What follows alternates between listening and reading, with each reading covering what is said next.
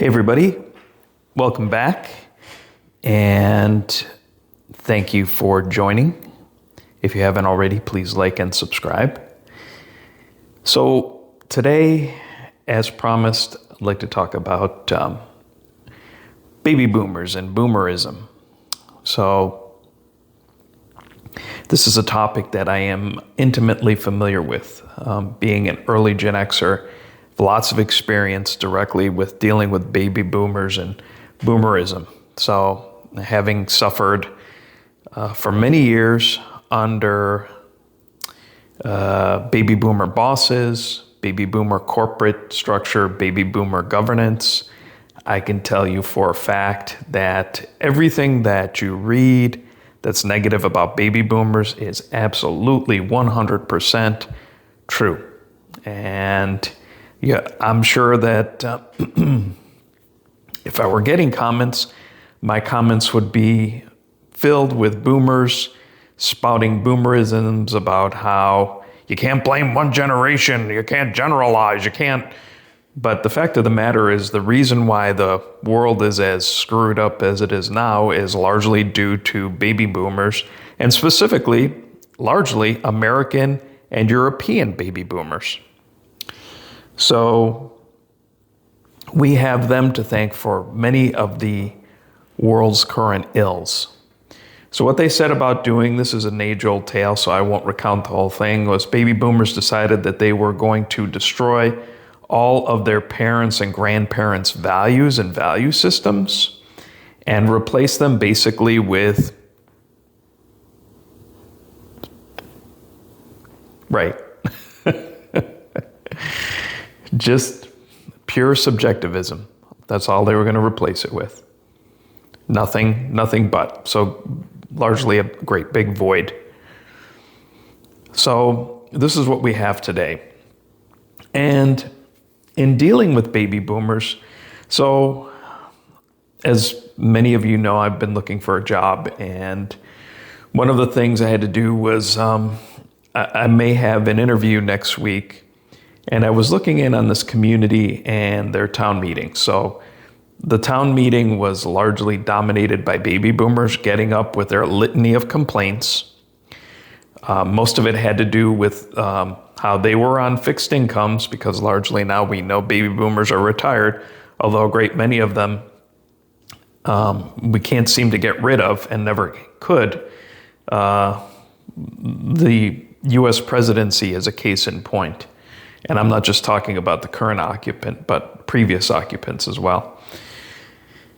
So, but for those of the baby boomer generation that have retired, you know, their complaints that while their 401ks are swelled beyond belief, and they have tons and tons of equity that they've tapped or not tapped in their homes.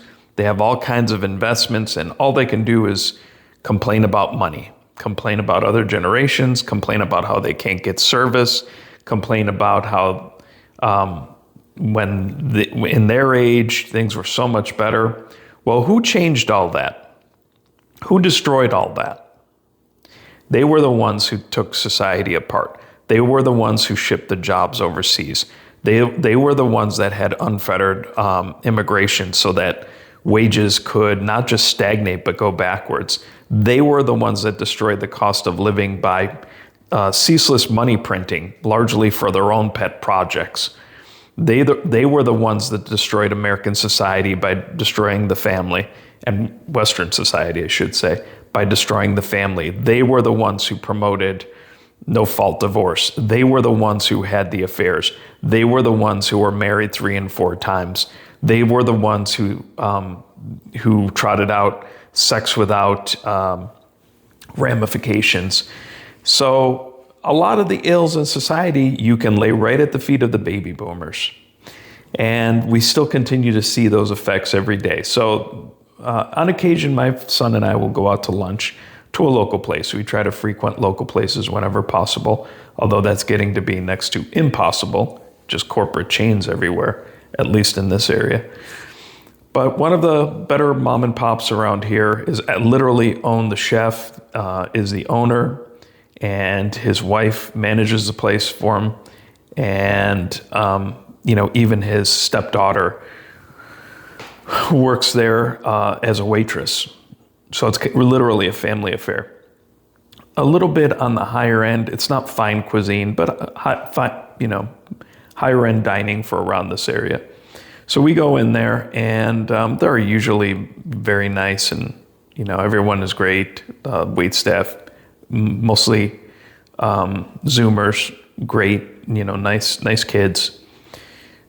But when we go in there, largely my son and I, we're the only people who aren't baby boomers almost exclusively in the entire place. When it is somebody besides these baby boomers, usually old ladies, but sometimes old men, sitting around the place, they are baby boomers who are bringing their millennial kids and their grandkids out to eat. So this is a phenomenon. Now, this place is not terribly expensive. It's a little bit more money than going to a normal casual dining, although I don't even know that exists anymore. Maybe a little bit more money than going to a Longhorn Steakhouse or something like that.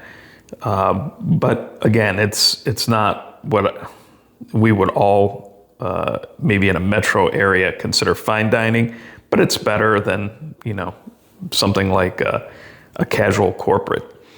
And, young people don't go there. They don't frequent it, probably because they can't afford to.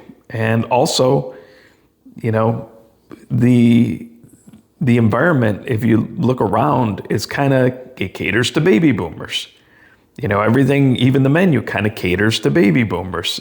It's nothing that's crazy, nothing off the wall, nothing, because the chef is probably afraid to try something crazy because baby boomers will not eat it. This is the most spoiled generation in history, and still all they do is complain.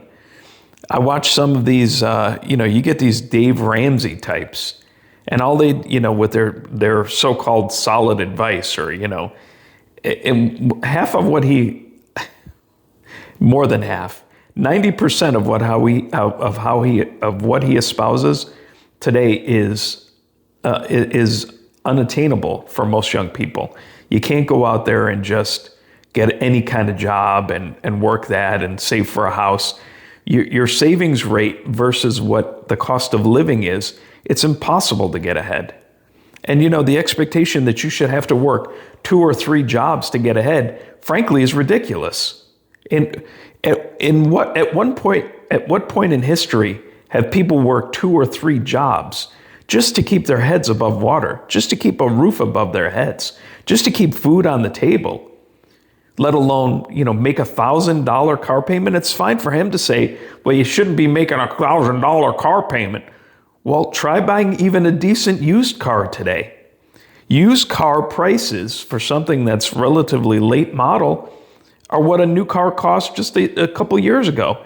It's ridiculous. And you've got used car notes, used car loan rates are pay at a higher level of interest. So you're having to pay more that way too.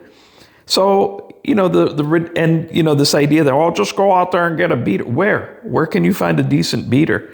Something that you're not, particularly if you have to rely on it to get to work every day, 5 or 6 days a week, maybe 2 or 3 different jobs.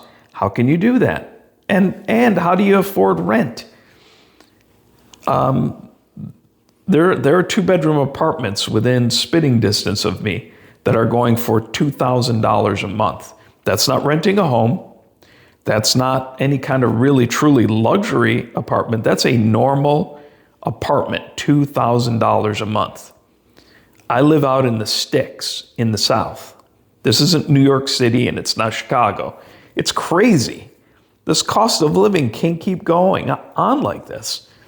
People can't afford it. A half a pound of lunch meat is $10. $10 for half a pound of roast beef. That's crazy. Let alone a hamburger, ground beef, and not even that 97%, 93% extra lean stuff. I'm talking about just 90 or 86% beef to fat ratio is $8 a pound. That's crazy. How can you get ahead? How can young people get ahead? So that is my rant today on baby boomers and baby boomerism. I may have more to say about that down the road, but just know this.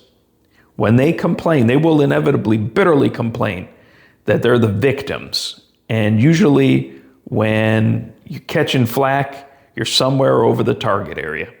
Thank you. I will see you down the road, and please consider subscribing, liking, and leaving comments. Thank you.